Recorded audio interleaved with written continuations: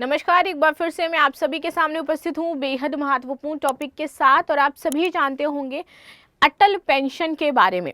ये जो अटल पेंशन योजना है इसको अब एक्सटेंड कर दिया गया है 2031 तक। तो जिन भी लोगों ने अभी तक इसमें एनरोल नहीं करवाया था करवा सकते हैं। चलिए पहले इसके बारे में जान लेते हैं कि क्या है ये अटल पेंशन योजना और क्यों महत्वपूर्ण हो जाती है।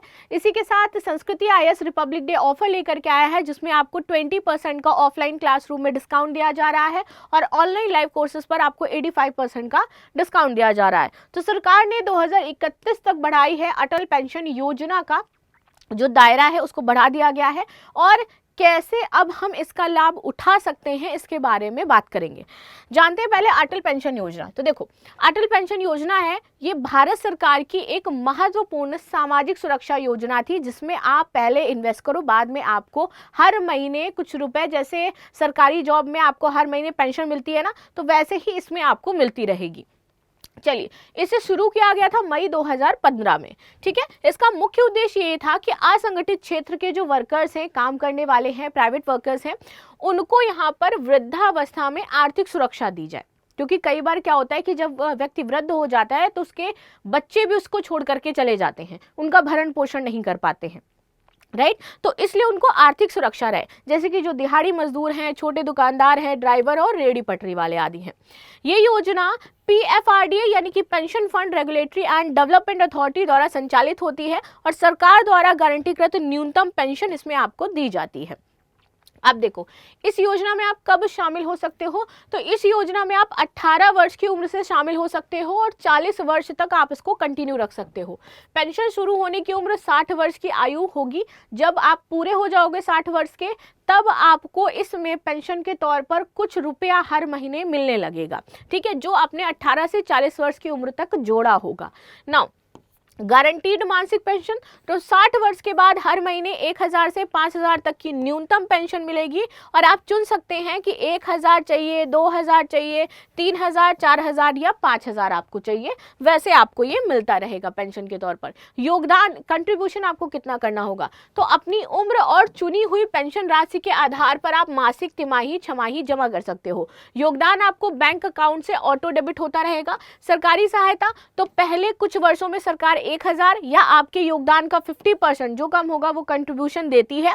अब मुख्य रूप से नए जो सब्सक्राइबर्स हैं इस योजना के, सब्सक्राइबर जिन्होंने मतलब इसको ज्वाइन किया है योजना को, उसमें ये अभी लागू नहीं होगा। ठीक है, तो वो उसके लिए अभी योजना जारी है, फर्जी काम करते रहो आप। तो टैक्स लाभ क्या होगा? तो योगदान पर सेक्शन 80CCD IB के तहत अतिरिक्त टैक्स छूट आपको मिल सकती है और NPS नियमों के अनुसार ये सारी चीजें रहने वाली हैं।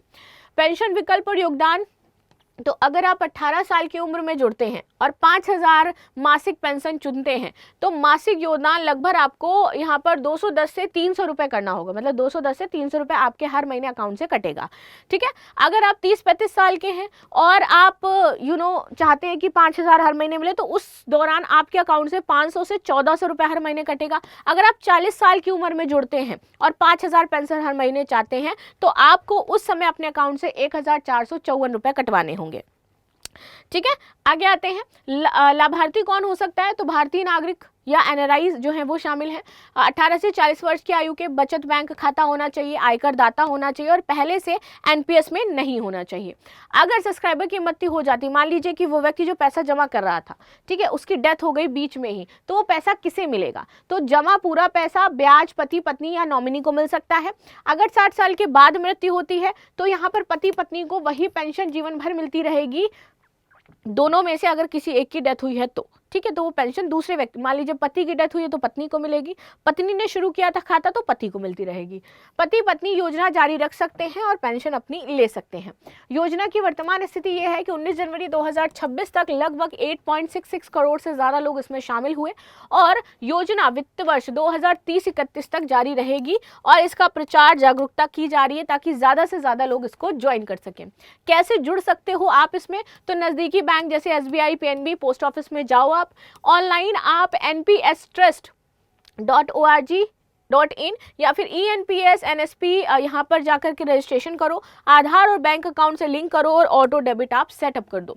ये योजना उन लोगों के लिए बहुत उपयोगी है जिनके पास कोई दूसरी पेंशन या फिर रिटायरमेंट प्लान नहीं है। अगर आप 18 से 40 साल के हैं और असंगठित सेक्टर में काम करते हैं तो आप इस योजना का लाभ उठा सकते हैं और आपके लिए बहुत ही बेहतरीन साबित होने वाली है।